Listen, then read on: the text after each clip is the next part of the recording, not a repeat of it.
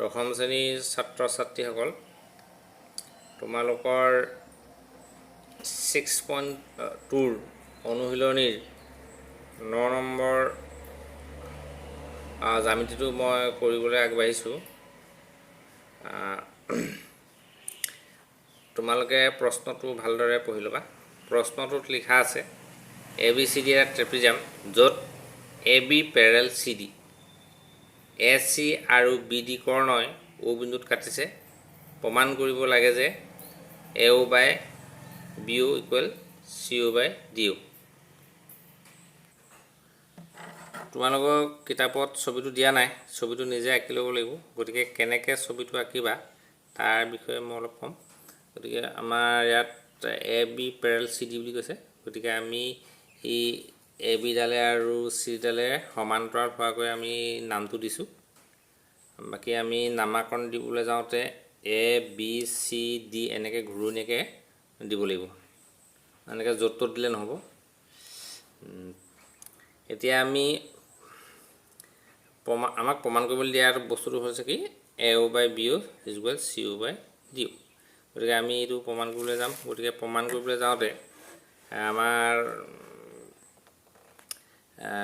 অংকন এটা কৰি ল'ব লাগিব। সেই অংকনটো হৈছে তোমাৰ এই AD বাহুডালত আমি E এটা বিন্দু লৈছোঁ। E বিন্দুৰ পৰা O'লৈ আমি সংযোগ কৰিছোঁ। এনেকুৱাকৈ সংযোগ কৰিছোঁ যাতে E ইয়াৰ লগত সমান্তৰাল হয়। E ইয়াৰ লগত সমান্তৰাল হোৱাকৈ আমি আঁকিছোঁ। আকৌ ইয়াৰ লগত সমান্তৰাল। গতিকে আমি তিনিটাৰ পৰা ক'ব পাৰোঁ এইটো এই তিনিওডালেই কি হ'ব, সমান্তৰাল হ'ব।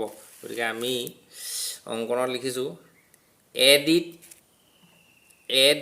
E এটা বিন্দু লোৱা হ'ল য'ত EO parallel AB parallel CD, মানে অলৰেডি প্ৰশ্নত AB পেৰেল CD বুলি দিয়াই আছে, কিন্তু আমি আকৌ ABৰ লগত সমান্তৰাল হোৱাকৈ EO টনা হৈছে। গতিকে এই তিনিওটাই কি হ'ব, তিনিওটাই সমান্তৰাল হ'ব। এতিয়া আমি প্ৰমাণৰ ফালে যাম। প্ৰথমতে আমি লৈছোঁ ADC। আমি প্ৰথমতে ADC ত্ৰিভুজটো, এতিয়া চোৱা এইটো ADC এই ত্ৰিভুজটো এইডাল ইয়াৰ লগত কি সমান্তৰাল। আমাৰ ইয়াত কেইবাটাও ত্ৰিভুজ লগ লাগি থকাৰ কাৰণে আমাৰ অলপ ধৰিবলৈ অসুবিধা আছে। গতিকে আমাৰ সুবিধাৰ কাৰণে এই ত্ৰিভুজটো আমি বেলেগকৈ আঁকি লৈছোঁ। এইটো আঁকি ল'লোঁ ADC। AD ডালত কি আছিলে E আৰু AC ডালত O আছে। গতিকে আমি তেনেকৈ ল'লোঁ, তাত যেনেকৈ আছে তেনেকৈ ল'লোঁ। গতিকে আমি EO পেৰেল যদি DC হয় তেনেহ'লে আমি AD by ED is equal AO by OC আমি লিখিব পাৰোঁ। গতিকে আমি তেনেকৈ লিখিলোঁ AE by ED equal AO by OC, সেইটো নম্বৰ 1 দিলোঁ। এতিয়া আমি ADB এই ত্ৰিভুজটো ল'ম। এই ত্ৰিভুজটো ওলোটা খাই আছে, ধৰা সমান্তৰাল এইডালে আছিলে, গতিকে এইটো তললৈ মূৰ কৰি থকা আছে। আমি ভালকৈ আঁকি ল'ম। AB আৰু EOয়ে সমান্তৰাল হোৱাকৈ আমি এটা ত্ৰিভুজ, এইটো আমি আঁকি ল'লোঁ।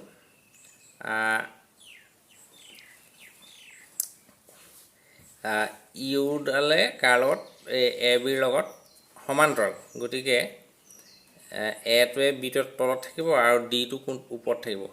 AD ডালত E থাকিব আৰু DB ডালত O থাকিব। গতিকে আমাৰ প্ৰশ্নমতে কৈছিলে EO পেৰেল AB, এইডালে যদি সমান্তৰাল হয় তেনেহ'লে ইহঁতৰ অনুপাতটো DE by EA DO by OB। আমি তেনেকৈ ইয়াত লিখি লৈছোঁ DE বাই A। সেইটো এনেকৈ কৰি পাতিলোঁ।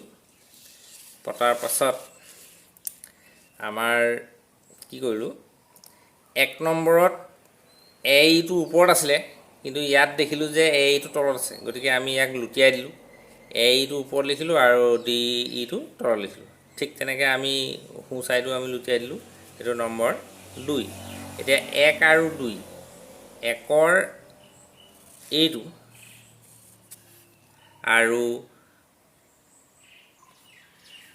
আৰু ইয়াৰ এইটো এই 1 আৰু 2ৰ এইটো আমাৰ মিলিছে AE/ED এই দুটা মিলিছে গতিকে আমি 1 আৰু 2 পৰা আমি পালোঁ কি AO/OC ইজুকুৱেল OB/DO এনেকৈ আমি পালোঁ গতিকে এতিয়া আমি চালোঁ আমাৰ যিটো প্ৰমাণ কৰিবলৈ দিয়া আছিলে সেইটোৰ লগত আমাৰ প্ৰায় হৈছে অলপ বাকী আছে মানে ইয়াত OC ঠাইত আমি এই OB টো থাকিব লাগে আৰু OB টো ঠাইত এই OC টো থাকিব লাগে আমি এইটো সলনি কৰিব পাৰোঁ কাৰণ আমি বৰ্জপূৰণ আমি ইহঁত দুটাৰ লগত কি হয় বৰ্জপূৰণ আমি কৰিব পাৰোঁ গতিকে আমি OB টো ইয়ালৈ আনি পেলাই OC টো তালৈ নিলেও কোনো অসুবিধা নহয় গতিকে আমি তেনেকৈ লৈ দেখুৱালোঁ গতিকে আমাৰ প্ৰমাণ কৰিবলৈ দিয়াৰ লগত সম্পূৰ্ণকৈ মিলি গ'ল এনেকৈ তোমালোকে কৰিব পাৰিবা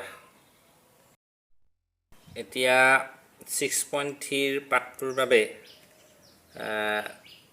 মই আগবাঢ়িম তাতছে সদৃশ ত্ৰিভুজৰ প্ৰমাণ আছে গতিকে আমি সদৃশ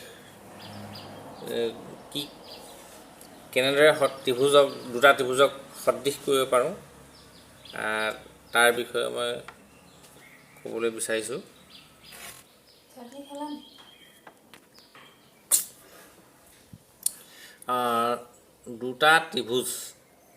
দুটা ত্ৰিভুজ দেখাত একে হয়নে নহয় ইয়াৰ এইটো সদৃশ হয়নে নহয় ইয়াৰ নিচিনা ই হয়নে নহয় এই ত্ৰিভুজ দুটা সমান নহ'বও পাৰে এটা সৰু এটা ডাঙৰ হ'ব পাৰে কিন্তু ইয়াৰ নিচিনা ই হয়নে নহয় এই সেইটো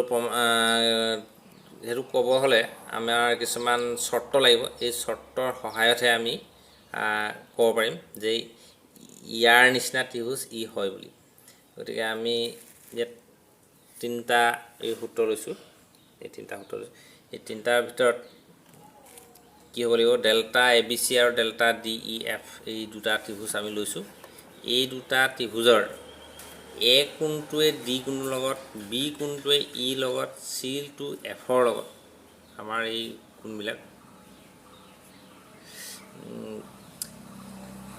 যদি সমান হয় ইয়াত তোমাৰ কাৰণ থাকিব এইটো কাৰণ এইটো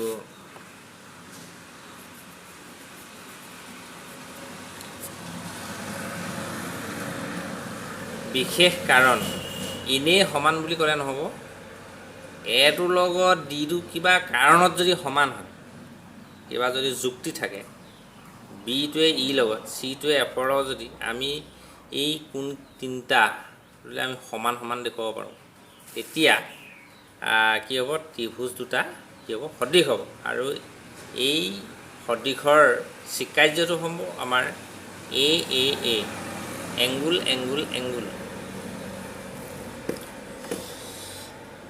2 নম্বৰ কৈছে ডেল্টা ABC আৰু ডেল্টা DEF